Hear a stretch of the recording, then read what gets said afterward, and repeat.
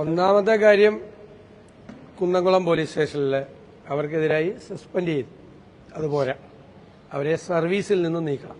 സർവീസിൽ തുടരാൻ യാതൊരു അർഹതയില്ലാത്തവരാണ്. ഒരു കാരണവശാൽ ഇതുപോലത്തെ കാപാലികന്മാർ, ക്രൂരന്മാർ പോലീസ് സർവീസിലുണ്ടാകാൻ പാടില്ല. പോലീസ് ജനങ്ങളുടെ ക്ഷേമത്തിനും അവരുടെ സുരക്ഷിതത്വത്തിനും അവരുടെ സൗകര്യത്തിനുമാണ്, അല്ല അവരെ ആക്രമിക്കാനുള്ളതല്ല. നിരപരാധിയായ ഒരു ചെറുപ്പക്കാരനെ ഒരു കാരണവുമില്ലാതെ മനഃപൂർവ്വമായി കൊണ്ടുപോയി ഈ പോലീസ് സ്റ്റേഷനിൽ കൊണ്ടുപോയി ക്രൂരമായി മർദ്ദിച്ചത് ഒരു സൈക്കോളജിക്കൽ ഡിസോർഡറാണ് ശരിക്കും. അല്ലെങ്കിൽ അത് ചെയ്യാൻ പറ്റും. ഇങ്ങനെ കൂട്ടം ചേർന്ന് കാണിക്കുന്ന അഹങ്കാരവും ധിക്കാരവുമാണ് ആരുടെയും മേലെ.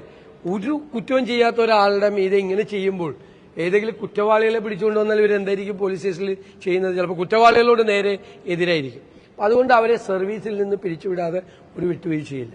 ഇത് വീണ്ടും വരികയാണ്. പീച്ചിയിൽ ഹോട്ടലിലെ ഉടമയുടെ മകനെയും മാനേജരെയും കൊണ്ടുപോയി ക്രൂരമായി മർദ്ദിക്കുക, എന്നിട്ട് സെറ്റിൽ ചെയ്യുക, 5 ലക്ഷത്തിന് സെറ്റിൽ ചെയ്യുക, ആ കാശ് മേടിക്കുന്നതിൻ്റെയൊക്കെ ചിത്രങ്ങളടക്കം പുറത്തു വരികയാണ്.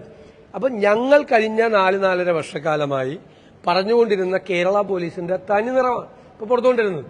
ഞങ്ങൾ പറയും കേരള പോലീസിനൊരു കോക്കസാണ് കൺട്രോൾ ചെയ്യുന്നത്. ഈ DGPക്ക് SP-മാരുടെ മീതെ നിയന്ത്രണമില്ല, SP-മാർക്ക് SHO-മാരുടെ മീതെ നിയന്ത്രണമില്ല. ഇതെല്ലാം പല സ്ഥലത്തും പാർട്ടിയാണ് ഭരിക്കുന്നത്. ഇപ്പൊ പാർട്ടി സെക്രട്ടറി ലോക്കൽ സെക്രട്ടറിക്ക് അടിയിച്ചു അവസാനം. അതാണ്. അപ്പൊ ഒരു മാഫിയ പോലത്തെ ഒരു സംഘമാണ് ചെയ്യുന്നത്. അദ്ദേഹത്തിന്റെ അടുത്ത് മാധ്യമപ്രവർത്തകർ പോയപ്പോൾ CPM പ്രവർത്തകർ തടഞ്ഞു, ഇല്ലേ? അദ്ദേഹത്തെ കൊണ്ട് സംസാരിപ്പിക്കാതെ അത് തടഞ്ഞു. അപ്പോ പീച്ചിയിലുണ്ടായ സംഭവം, കുന്നംകുളത്തുണ്ടായ സംഭവം, ഇതൊക്കെ കുറെ പേര് അതിന്റെ പുറകെ നടന്നിട്ടാണ് ഈ CCTV ദൃശ്യങ്ങളൊക്കെ കിട്ടിയത്.